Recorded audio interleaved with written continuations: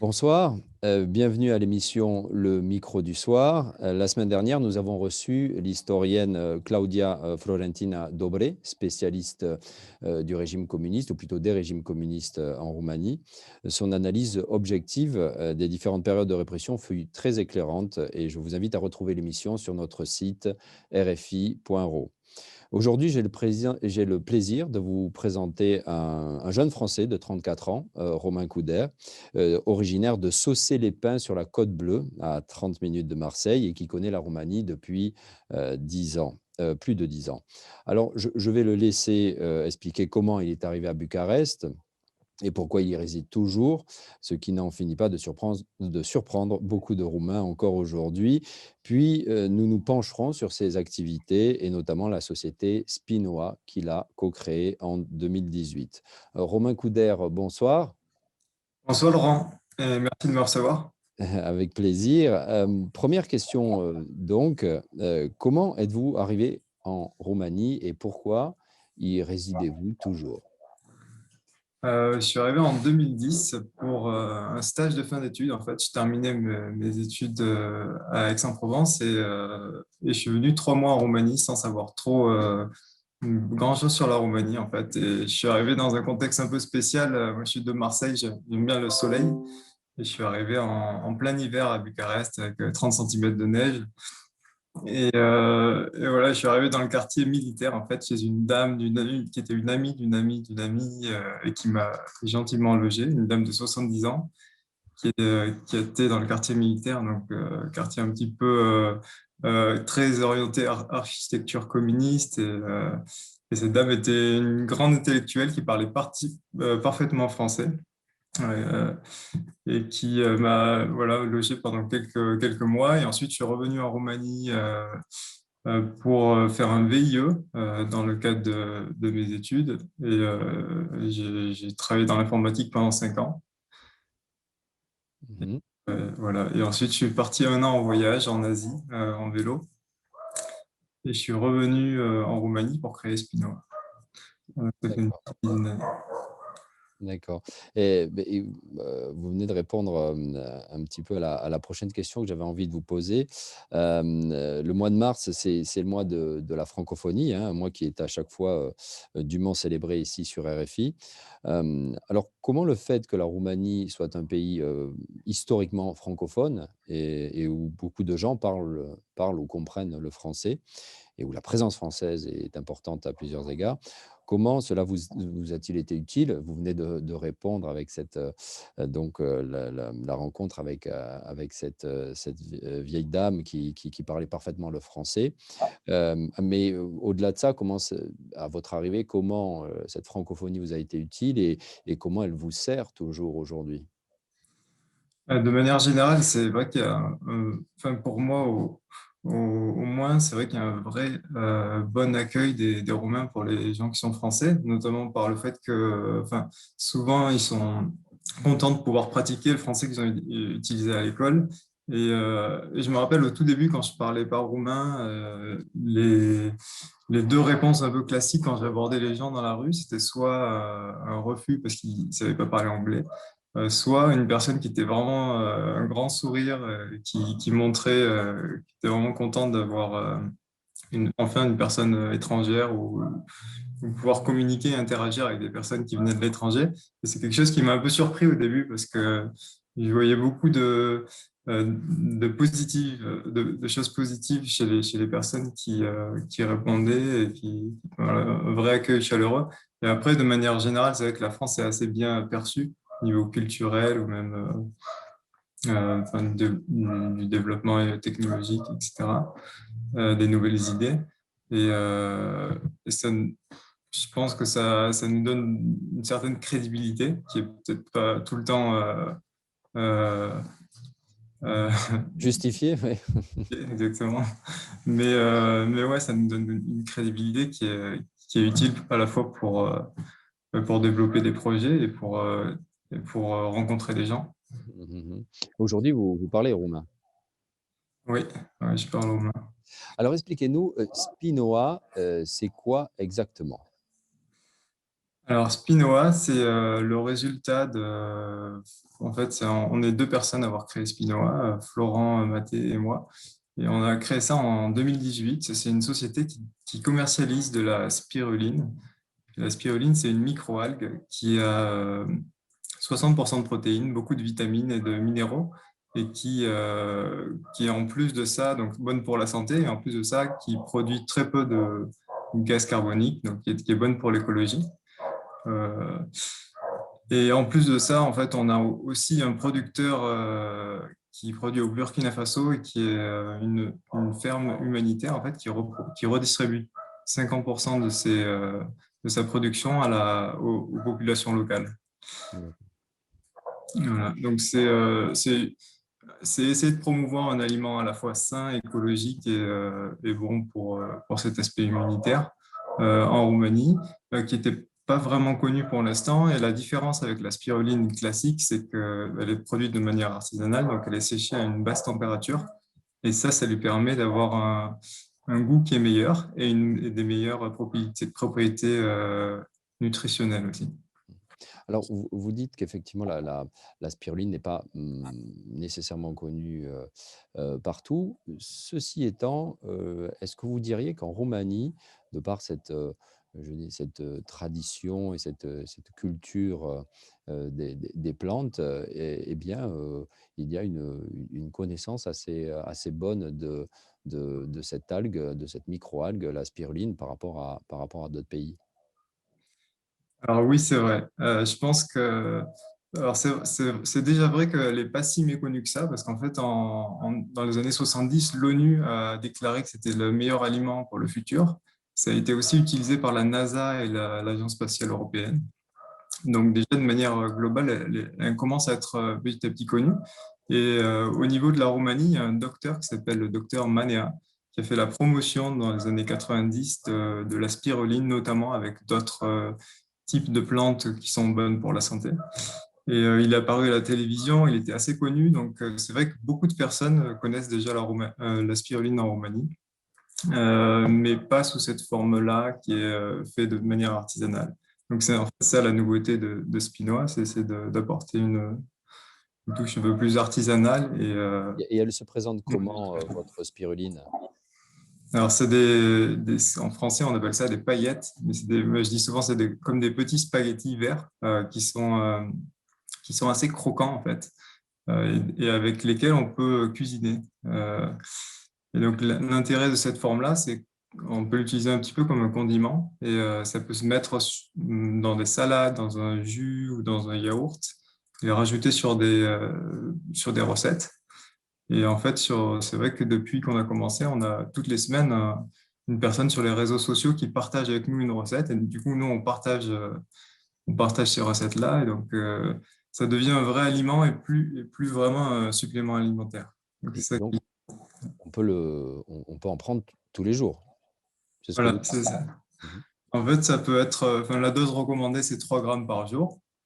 Mais ce qu'on dit, nous, c'est qu'il faut le faire un peu par rapport au ressenti.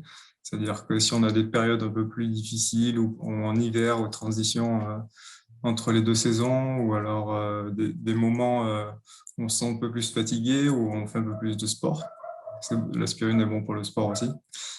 C'est vraiment à varier. On essaie de ne pas dire 3 grammes par jour exactement, mais plutôt un peu comme on le sent pour s'adapter à la vie quotidienne, en fait. Mhm. Alors, c'est un apport, vous le disiez, en protéines important. Quelles sont les autres qualités de cette microalgue? Est-ce qu'on connaît exactement tous ses effets positifs et est-ce qu'il y a éventuellement des effets négatifs? Peut-être que la médecine classique a des doutes. Enfin, en tout cas, c'est une question que je vous pose concernant cette spiruline. Oui, alors au niveau de la médecine classique, moi comme je suis pas docteur, je peux pas vraiment parler de médecine, de santé d'un point de vue professionnel, mais il y a quand même deux docteurs qui ont écrit un livre en France, le docteur Jean-Louis Vidalot et le docteur Dupire, qui ont écrit chacun un livre sur les bénéfices de la spiruline. Et donc là, je peux juste pour vous donner quelques exemples concrets, si je reprends Dans le sommaire, il y a les actions pour les maladies cardiovasculaires, neurodégénératives, sur le cerveau, le diabète, les rhumatismes, les allergies, la vue, la peau.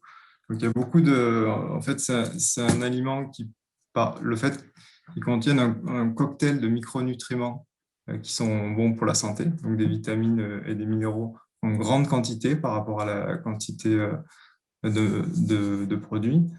Ça fait que c'est un très bon outil pour rester en bonne santé, en fait. Et depuis qu'on s'est aperçu que le microbiote, donc la flore intestinale, est très importante pour la santé à la fois mentale et physique, de plus en plus de personnes font attention à leur alimentation. Et la spiruline est un vrai outil facile à faire entrer dans son quotidien pour pouvoir accéder à une nutrition, une alimentation de qualité. On ne peut pas faire une overdose de spiruline. Alors, les cas d'overdose de spiruline, je crois que c'est au-dessus de 50 grammes par jour. Il y a des personnes qui ont observé qu'ils avaient les mains qui devenaient oranges à cause du bêta-carotène, en fait. Donc, il y a certains effets qui se... Et ce bêta-carotène, au fait, c'est la raison pour laquelle certains types de flamants roses deviennent roses. Parce qu'en fait, une de leurs nourritures principales est la spiruline, et le bêta-carotène dans la spiruline fait qu'ils ont le pelage qui devient rose. Alors, c'est pour ça que les flamands, qu'on appelle les flamants roses, sont roses à cause de la spiruline, c'est ce que vous dites. Exactement. Ça et certains autres qui mangent des crevettes, mais les crevettes elles-mêmes mangent de la spiruline, donc c'est la source de bêta-carotène en fait. Du pigment rose. D'accord. D'accord. J'aimerais qu'on parle maintenant de votre association Climato-Sphera, que je crois vous avez montée il y a peu. Quel est son champ d'action? Oui, alors c'est tout nouveau en fait. On est vraiment au moment où on lance l'association. C'est une équipe très diverse et variée. On a des personnes qui viennent du milieu associatif, du milieu universitaire, de la recherche, du milieu public ou privé. Et donc, ce qu'on veut faire, déjà le constat qu'on a un peu tous, c'est que on a un problème au niveau de l'économie, c'est que l'économie est vraiment corrélée avec les émissions de carbone, de dioxyde de carbone. Et donc, on peut pas faire, on va pas pouvoir continuer à faire de la croissance comme on l'a fait aujourd'hui, sans continuer à émettre beaucoup de dioxyde de carbone. Donc ça, c'est un constat qui fait que on sait qu'on va devoir changer des choses. Et on sait aussi qu'il y a des fonds qui sont disponibles en ce moment. On sait qu'il y a de la compétence en Roumanie, des gens qui sont motivés. Et on s'est aperçu qu'il manquait de la coopération entre toutes ces personnes.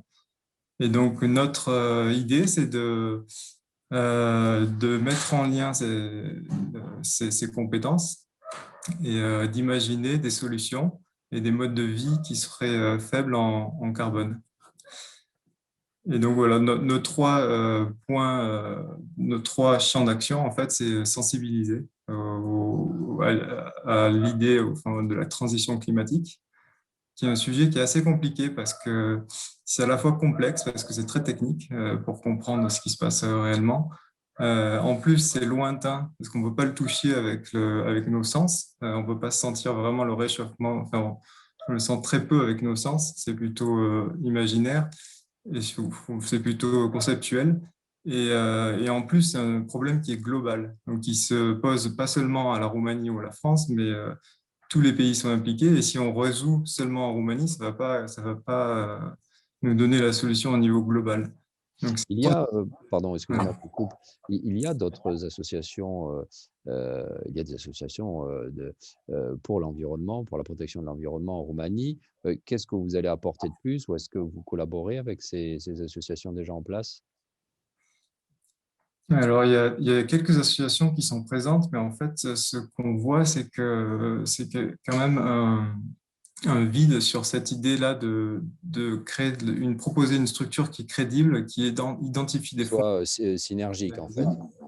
Voilà, c'est ça. Et nous, ce qu'on veut faire, c'est essayer de faire de la coordination, du lien entre la société civile, les startups, le secteur privé, les universités, et aider à la rédaction des projets pour n'importe qui aurait un projet, de pouvoir venir et dire voilà, j'ai cette idée, mais je sais pas trop comment, comment pouvoir y arriver. Et nous, en ayant identifié les fonds, on a aussi des moyens d'action qui sont plus puissants pour pouvoir mettre en place des projets assez concrets. Et l'urgence ici en Roumanie, alors il y en a plusieurs, mais si vous deviez en citer deux, trois, dans quel domaine il y a vraiment urgence en Roumanie en ce qui concerne l'environnement? Alors ça, c'est une bonne question, mais je pense qu'au niveau global, la première chose à faire, c'est de la sensibilisation, parce que dans le sens où on va pouvoir agir de manière correcte seulement après avoir bien compris le problème. Il faut vraiment avoir une bonne compréhension de la situation et du problème pour pouvoir après avoir les bons moyens d'action.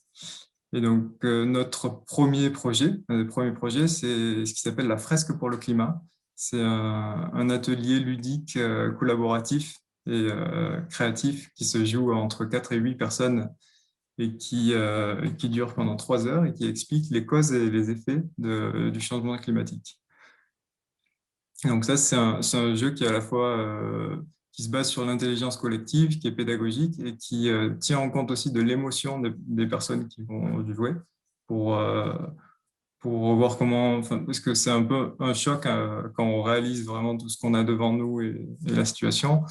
Et en plus, qui propose des solutions. Qu'est-ce qu'on peut faire par rapport aux 4 grands secteurs qui sont les, les moyens d'action qu'on va avoir pour changer le problème climatique, qui sont l'alimentation, le logement, le transport et la consommation. Et donc cette fresque, elle s'adresse surtout aux écoles? Alors, c'est tout public, ça peut être des CM2 ou des personnes âgées, des personnes en entreprise, des patrons ou des personnes dans le milieu associatif. C'est vraiment, ça s'adresse à tout public. Et voilà, donc on va essayer de le faire à la fois dans des écoles, on a une version un peu plus simplifiée, mais à la fois dans des entreprises ou des personnes qui sont intéressées de manière personnelle pour comprendre un peu mieux le sujet. Mmh. Est-ce que vous avez été en lien avec le ministère de l'Environnement ici pour développer cette association? Pas encore, mais c'est quelque chose qu'on pourrait faire parce qu'on sait que ça se développe beaucoup en France. Il y a déjà 130 000 personnes qui ont joué au jeu. EDF a fait une grande campagne à l'intérieur de son entreprise et a formé des personnes sur le jeu pour qu'ils puissent euh, l'intégrer en interne et faire des formations à leur tour. C'est développé aux États-Unis, au Portugal, dans plusieurs pays d'Europe. Et c'est assez exponentiel en fait. Donc c'est Et elle vient d'où? Enfin, cette fresque, l'idée, elle vient de... l'idée, qui a commencé? c'est une association française en fait. C'est Cédric Riesenbach qui a créé ce jeu et qui faisait partie du Shift Project et qui a créé ce jeu pour développer de la visibilité et qui a créé l'association d'une manière assez ouverte pour que ça puisse se répliquer dans différents pays rapidement. Alors, bon, vous êtes sensible à, comme vous le dites, et de par le fait d'avoir créé cette association à votre environnement. Vous vivez à Bucarest, une ville qu'on dit très polluée, qui l'est, mais je tiens à préciser que dernièrement, j'ai eu la possibilité de voir une étude de The Lancet, et qui l'une des grandes revues sur les sciences américaines, qui dit sur un classement des 10 villes les plus polluées en Europe, Bucarest ne faisait pas partie de cette liste. Donc, il y a peut-être des choses à tempérer, à nuancer par rapport à cette pollution. Je reviens à ma question. Vous êtes sensible à votre environnement. Le fait que Bucarest est quand même une ville polluée, mais peut-être pas aussi polluée qu'on le pense, comment vous le vivez? C'est vrai qu'il y a un vrai problème de qualité de l'air, donc ça qui a été démontré. Euh, mais c'est vrai que nous, ce qu'on comprend par rapport à ce problème, c'est que la grosse priorité, c'est d'arriver à baisser notre consommation de carbone Et pour ça, il y a plusieurs moyens. Il y a les transports, donc les avions, diminuer l'avion, rouler moins que 2000 km par an par voiture, par exemple. Là, vous parlez de façon globale, mais concernant Sur la Roumanie. Bucarest, oui, et les grandes villes de Roumanie de façon générale. En fait, si on regarde l'empreinte carbone moyenne roumaine, c'est 9 tonnes de CO2 par an. Et l'empreinte moyenne française, c'est 12 tonnes de CO2 par an. Et si on regarde de manière même un peu plus globale, on s'aperçoit que dans les 10%, les 10% les plus riches de la planète consomment 50% du dioxyde de carbone, qui est vraiment l'issue principale, le problème principal. Et en Oui, fait, excusez-moi, je vous coupe. Vous êtes en train de dire exactement voilà, ce que j'essaie de dire au début, c'est-à-dire que plus la région, enfin, la ville ou le pays sera développé, et plus il y aura cette empreinte carbone. Et donc, c'est pour ça qu'à l'ouest, des villes comme Turin ou Madrid sont beaucoup plus polluées que Bucarest. ouais, c'est juste. C'est juste. C'est vrai qu'il y a une différence entre la Roumanie et la France, mais si on regarde au niveau global, en fait, on est quand même pratiquement toute l'Europe est dans les 10% les plus pollueurs. Donc, en fait, c'est quand même une empreinte carbone assez importante en Roumanie. Mhm. Euh, et ça se comprend parce qu'en fait, ça tient de l'alimentation, de la consommation, des transports. Et même si on consomme moins, on se transporte peut-être un peu de manière un peu moins carbonée que dans l'Europe de l'Ouest, si on compare avec le reste du monde, en fait, on est largement en dessus de ce qu'il faudrait. Juste pour donner une idée, il faudrait qu'on soit à 2 tonnes de CO2 par an, alors qu'en Roumanie, on est à 9 et en France, on est à 12. Donc, divisé par 6 en France et par 4,5 en Roumanie. Donc, en fait, c'est assez énorme le pas qu'on doit franchir pour arriver à avoir une empreinte carbone qui soit juste en accord avec tout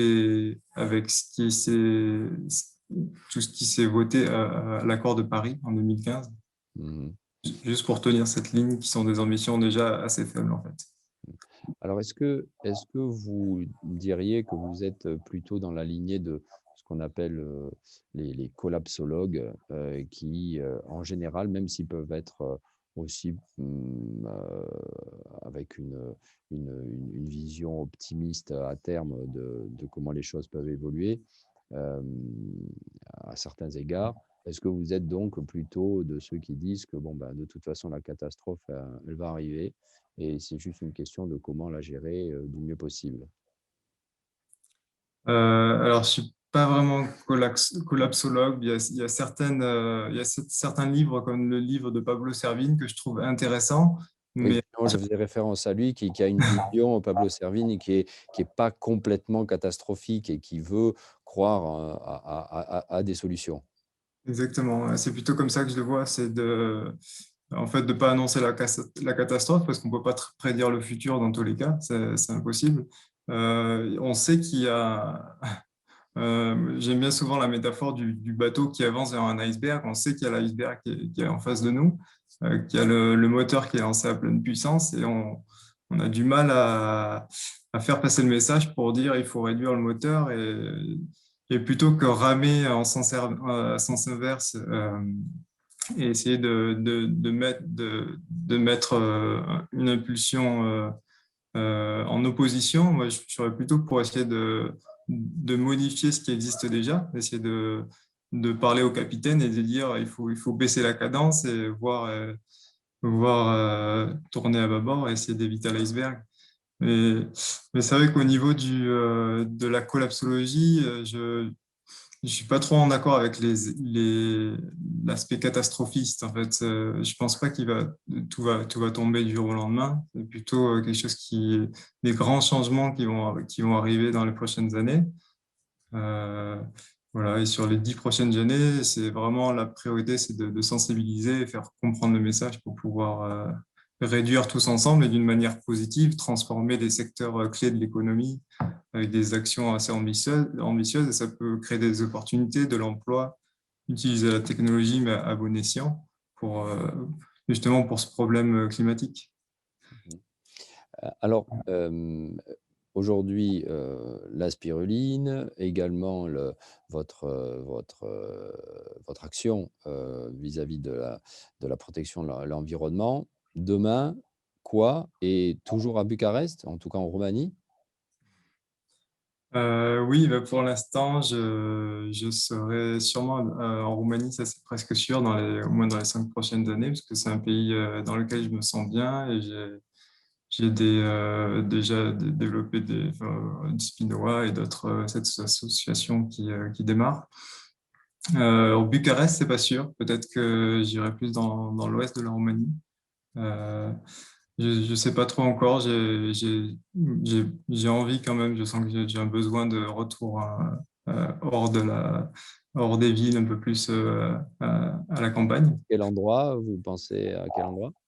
Bah, ça pourrait être en Transylvanie. Il n'y a rien qui est vraiment très défini pour l'instant. J'avais en tête peut-être cet endroit entre Timișoara et Arad où c'est quand même pas complètement déconnecté mais, euh, mais aussi assez sympa au niveau de la nature qu'il y a autour. Il y a Cluj qui est sympa, Brasov ou Campulung.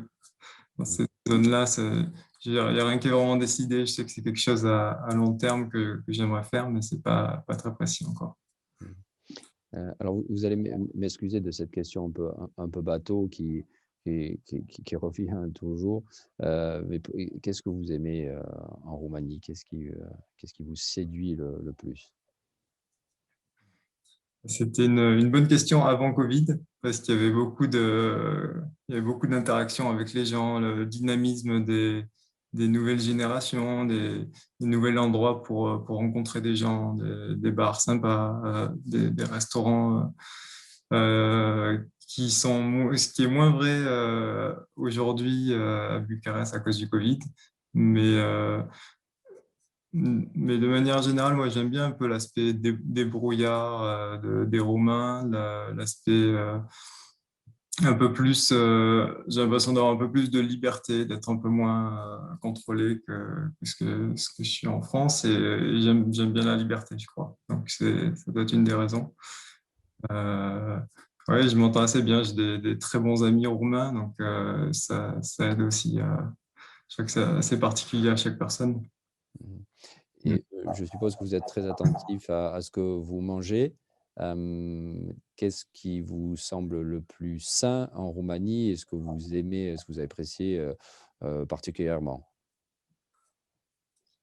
Mais au niveau des entrées roumaines, il y a beaucoup de choses qui sont assez saines, je trouve, comme la salata de vinete, la zakouska, euh, et même en fait les sarmalés, je trouve que c'est assez bon et ça reste assez sain, c'est assez light. Euh, j'ai j'ai rien en tête, j'ai rien qui me vient en tête de très précis, mais même toutes les petites salatades les salades un peu qu'au début qui me paraissaient très étranges, comme la salade de choux simple avec juste un peu de vinaigre. Bah, maintenant, je suis devenu assez fan de cette salade en fait. Très bien. Romain Couder, je vous remercie. J'ai beaucoup apprécié discuter avec vous sur ces sujets divers, mais qui se rejoignent.